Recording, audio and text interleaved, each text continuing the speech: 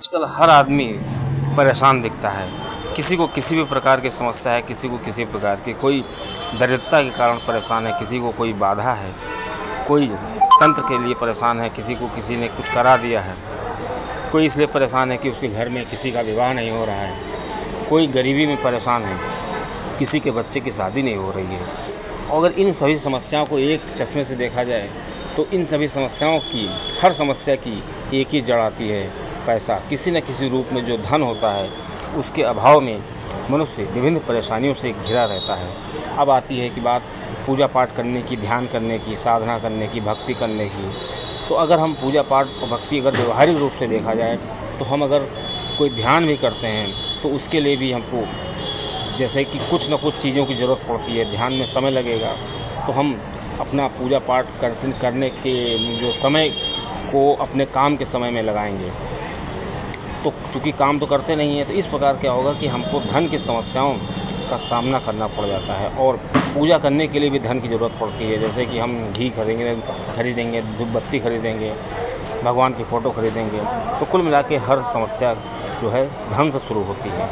अब दोस्तों क्यों ना इस धन की समस्या को ही ख़त्म कर दिया जाए। कुछ ऐसा किया जाए कि सभी व्यक्ति जो हैं धन जो है वो उनके पास आने लगे और किसी भी तरह का उनको मुसीबत का सामना ना करना पड़े।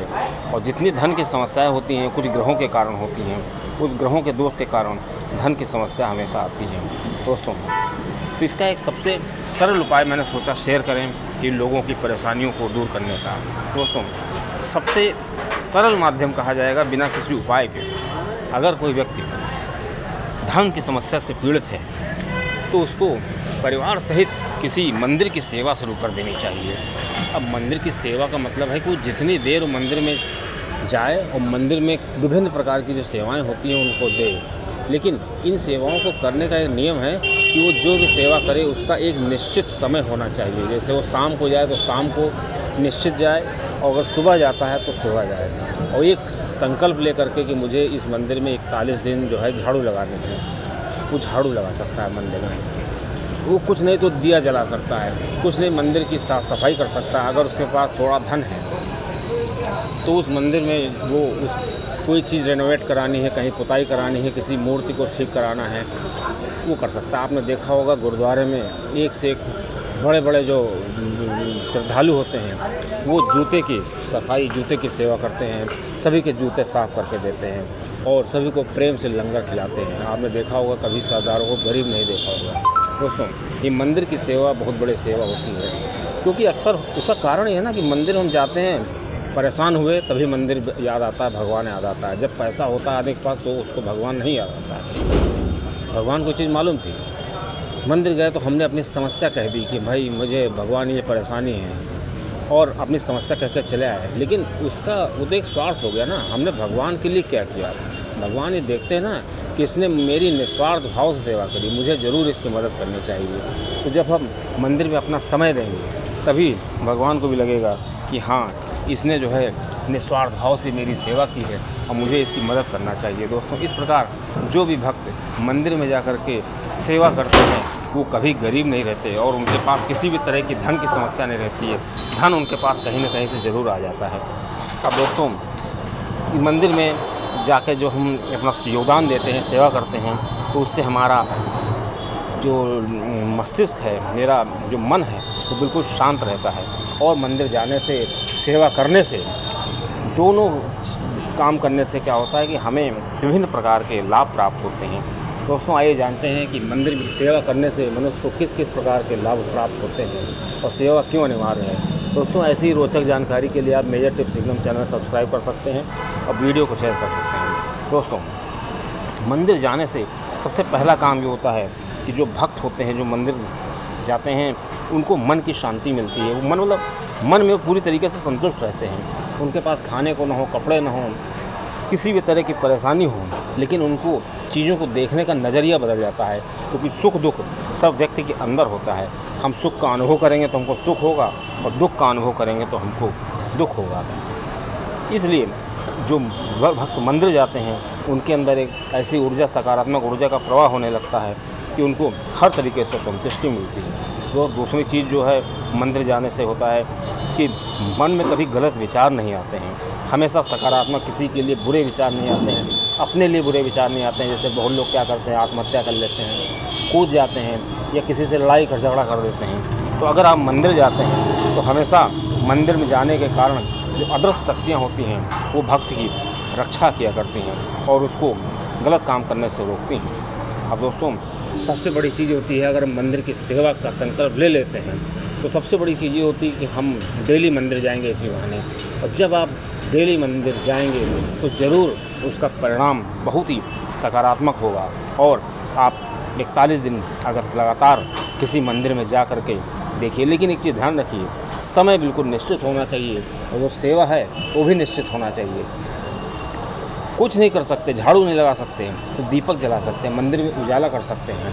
जो मंदिर में जाके डेली दीपक जलाता है, उजाला करता है, भगवान उसके जीवन में उजाला करते हैं, हर तरीके से उजाला करते हैं। और दोस्तों, मंदिर में झाड़ू लगाने से, ये निश्चित बात है, हमने बहुत महापुरुषों से सुना है, जो व्यक्ति मंदिर में जा कर के झाड़ू लगाता है उसको धन की समस्या बिल्कुल नहीं होती, उसकी धन की समस्या बिल्कुल भगवान बिल्कुल ख़त्म कर देते हैं, उसकी दरिद्रता बिल्कुल ख़त्म कर देते हैं। और दोस्तों, मंदिर में जाने से क्या होता है, जब हम वहाँ जा कर के घंटी बजाते हैं तो घंटी बजाने से क्या होता है कि जो वायुमंडल है उसकी जो कमियां होती हैं, उस वायुमंडल में जो कीटाणु होते हैं छोटे छोटे, वो मर जाते हैं। इससे वायुमंडल भी शुद्ध होता है। ये इस तरह भी हम कायनात की मदद करते हैं, इससे ईश्वर प्रसन्न होते हैं। और दोस्तों, मंदिर जाने से सबसे बड़ा लाभ ये होता है, मनुष्य का जो स्वास्थ्य होता है वो अच्छा हो जाता है, स्वास्थ्य में किसी भी तरह की कोई समस्या नहीं आती है। और दोस्तों, मंदिर जाने से सबसे बड़ा लाभ ये होता है कि मंदिर जाने से मनुष्य के मन में एकाग्रता आती है, वो एकाग्र रहता है और इस एकाग्रता से क्या होता है कि उसका सभी काम में मन लगता है। अब दोस्तों, मंदिर जाने से सबसे बड़ा लाभ ये होता है, ध्यान लगाने की क्षमता आ जाती है। जैसे कोई व्यक्ति पूजा करना चाहता है लेकिन वो उसका ध्यान बढ़ जाता है, लेकिन अगर कोई मंदिर जाता है तो उसको हमेशा उस मंदिर की मूर्ति याद आएगी।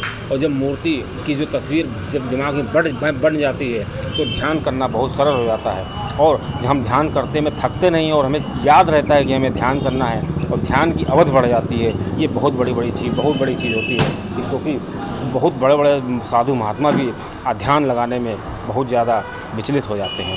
अब दोस्तों, जब मंदिर हम जाएँ तो हमें चंदन ज़रूर लगाना चाहिए। चंदन लगाने से क्या होता है, हमारा मन शांत होता है और मन शांत होने से क्या होता है, हमें क्रोध नहीं आता है। और क्रोध ना आने से हमारी जो इंद्रियां होती हैं वो सक्रिय हो जाती हैं और सकारात्मक ऊर्जा हमारे शरीर में प्रवेश करने लगती है। अब दोस्तों, मंदिर में जाकर के जो शंख की ध्वनि सुनते हैं, शंख बजाना और शंख की ध्वनि सुनना, इन दोनों से नकारात्मकता हमारे शरीर से बहुत कोसों भागती है और जो नकारात्मक ऊर्जाएं हमारे आसपास होती हैं वो बिल्कुल पास नहीं आ पाती। और जिसके घर में रोज़ शंख बजता है या जो व्यक्ति शंख की ध्वनि रोज़ सुनता भर है, उसके आसपास भी नकारात्मक ऊर्जा नहीं आ सकती है। और दोस्तों, मंदिर जाने से, मंदिर की सेवा करने से मनुष्य को सबसे बड़ा लाभ ये होता है कि वो भय से मुक्त हो जाता है। उसको पृथ्वी पर किसी भी चीज़ से भय नहीं लगता है, उसको किसी भी परेशानी, किसी भी मुसीबत में वो बिल्कुल भय मुक्त रहता है। और अगर कोई व्यक्ति घंटी बजाता है तो वो भी भय मुक्त हो जाता है। और दोस्तों, कभी कभी तो ऐसा भी देखा गया है, मंदिर जाने से, डेली मंदिर की सेवा करने से मनुष्य को अचानक धन की लाभ की प्राप्ति होती है।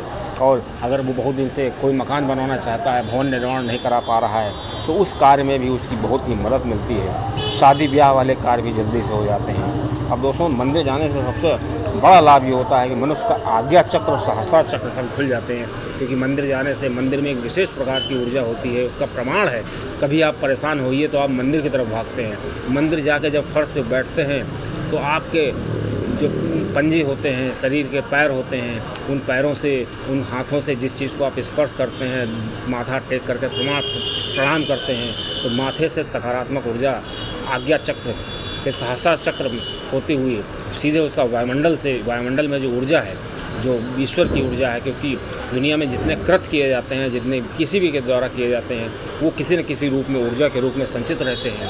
तो उस ऊर्जा से जो ब्रह्मांडी ऊर्जा है, ईश्वर की ऊर्जा है, या कह लीजिए ईश्वर स्वयं वो हैं, ऊर्जा के रूप में है, उससे मनुष्य का कनेक्शन होने लगता है और इसका आज्ञा चक्र मनुष्य का सक्रिय हो जाता है। जो मंदिर जाकर के माथा टेकता है, मंदिर में ज़्यादा से ज़्यादा समय नंगे पैर बिताता है, तो उसके अंदर ऊर्जा का प्रवाह होने लगता है, उसके अंदर डाउन टू अर्थ वाली स्थिति आ जाती है कि उसके अंदर घमंड बिल्कुल ख़त्म होने लगता है।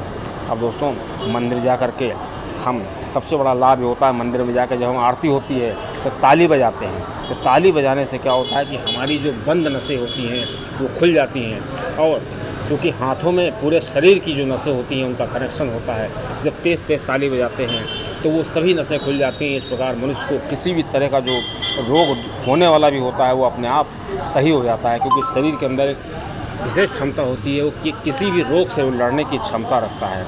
अब दोस्तों, अगर मंदिर जा कर के कोई डेली कपूर जलाता है या कपूर कहीं जल रहा है मंदिर में, उसके आसपास भी होता है, तो वहाँ से नेगेटिविटी बिल्कुल ख़त्म हो जाती है। इसलिए कहा जाता है कि घर में कपूर रोज़ जलाना चाहिए। अगर उसमें लौंग रख के जलाते हैं तो और भी लाभ प्राप्त होता है हमको। इसलिए दोस्तों, मंदिर जाने से ये सब चीज़ें हमको अचानक मिल जाती हैं और एक साथ मिल जाती हैं। इसलिए मंदिर की सेवा करना कोई चमत्कार से कम नहीं है। अगर आप कुछ नहीं कर सकते हैं तो मंदिर जाकर के दीपक जला सकते हैं। मंदिर जाकर के संकल्प ले लीजिए, मुझे 41 दिन तक दीपक जलाना है, और ये सोच लीजिए कि मेरा ये काम जो है ये हो जाए।